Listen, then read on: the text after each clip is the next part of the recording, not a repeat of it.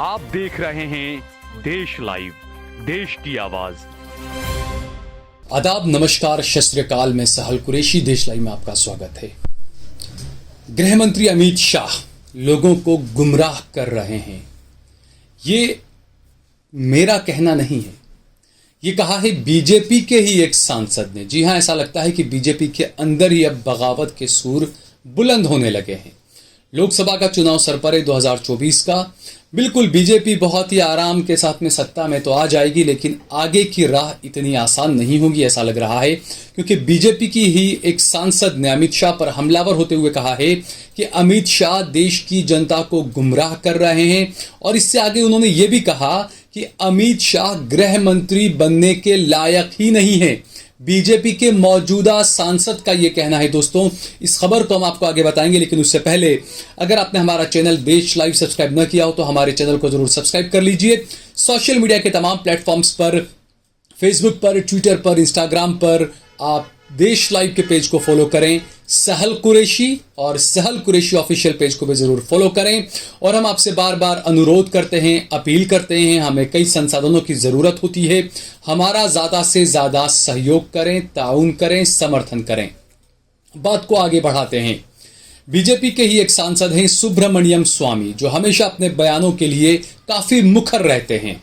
पिछले दिनों अमित शाह, जो कि हमारे गृह मंत्री हैं, वह अरुणाचल प्रदेश के दौरे पर गए थे। अरुणाचल प्रदेश के दौरे पर अमित शाह ने कई बातें कही, और कुछ लोग इस देश में अमित शाह को बड़बोला नेता भी कहते हैं, कुछ लोग उन्हें चाणक्य भी कहते हैं।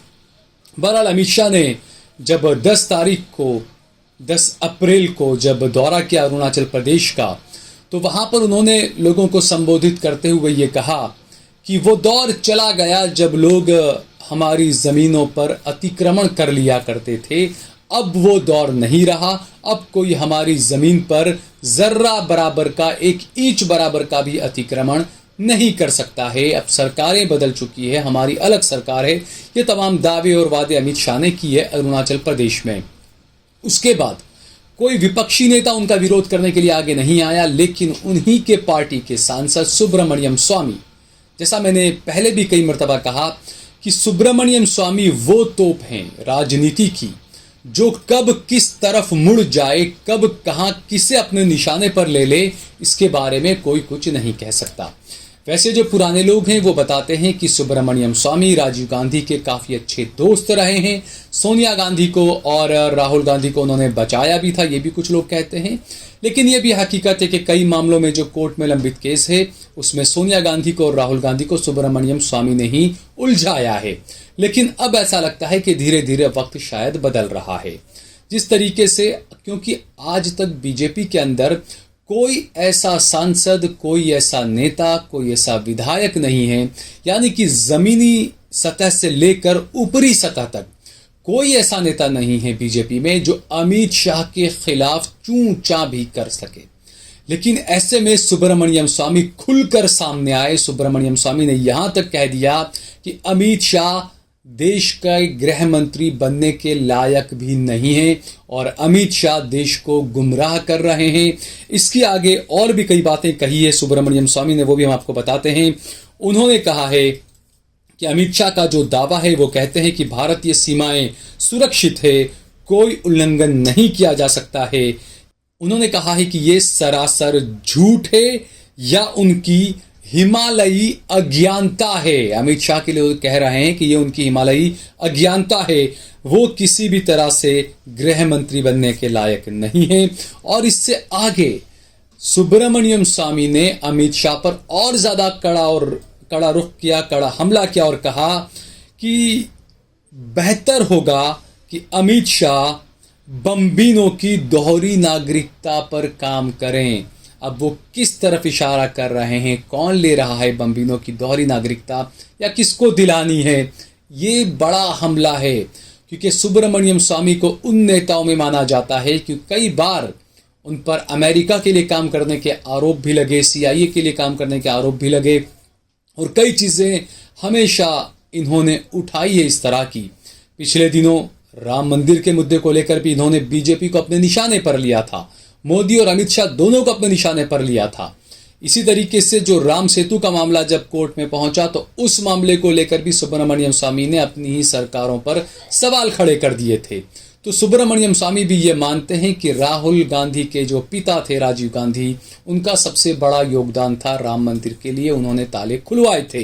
ये जो चीजें हैं, किस तरीके से राजनीति करवट बदलती है, ये शायद यही वो दौर है कि कौन किसके पाले में जाकर कब गिर जाए कोई कुछ नहीं कह सकता।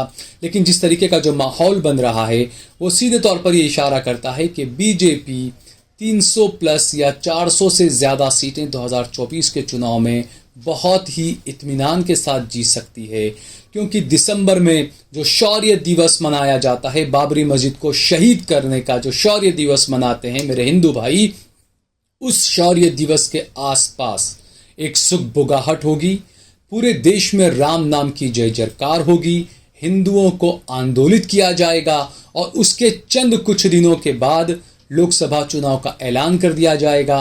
तो आप सोच सकते हैं कि देश का माहौल हिंदुत्व को लेकर कैसा होगा। ऐसे में कांग्रेस पार्टी कहां खड़ी रहेगी?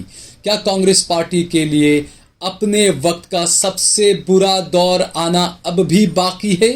हालांकि लोग ये कहते हैं कि 2014 के बाद से कांग्रेस पार्टी का सबसे बुरा दौर था, कांग्रेस पार्टी 50 सीटों से भी कम में सिमट गई थी, और उसके बाद अब आने वाला वक्त कैसा होगा, क्या होगा, इस पर सवाल उठ रहे हैं। तो ऐसे में सुब्रमण्यम स्वामी जैसे नेता अगर अमित शाह पर हमला करते हैं, मोदी सरकार पर हमला करते हैं, ये पहला मौका नहीं है। इससे पहले सुब्रमण्यम स्वामी ने देश की अर्थव्यवस्था को लेकर भी प्रधानमंत्री नरेंद्र मोदी पर हमला किया था।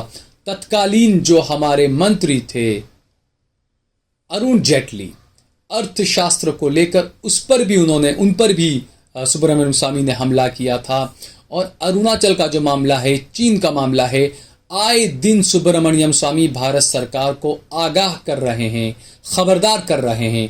बार बार वो ये बात बोलते हैं कि चीन हमारे सरहदों में घुस रहा है, चाहे वो डोकलाम का मामला हो, चाहे वो अरुणाचल का मामला हो।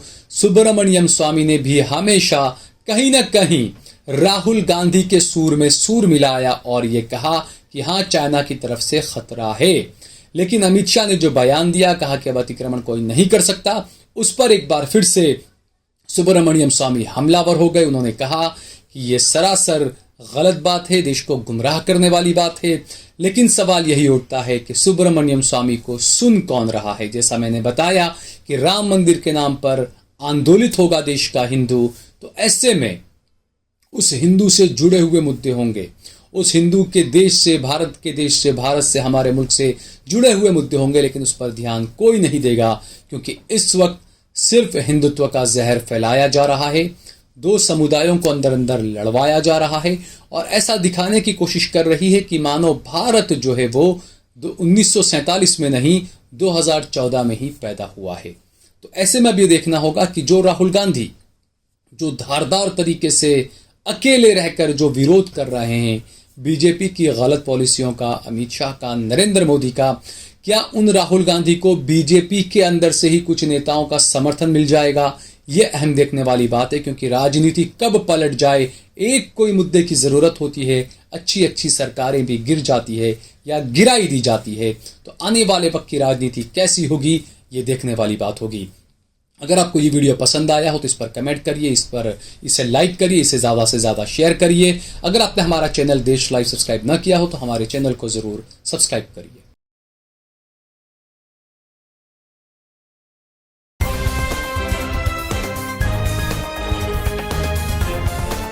देश और दुनिया की तमाम छोटी और बड़ी खबरों के लिए हमारे चैनल को सब्सक्राइब करना न भूलें और बेल का बटन जरूर दबाएं।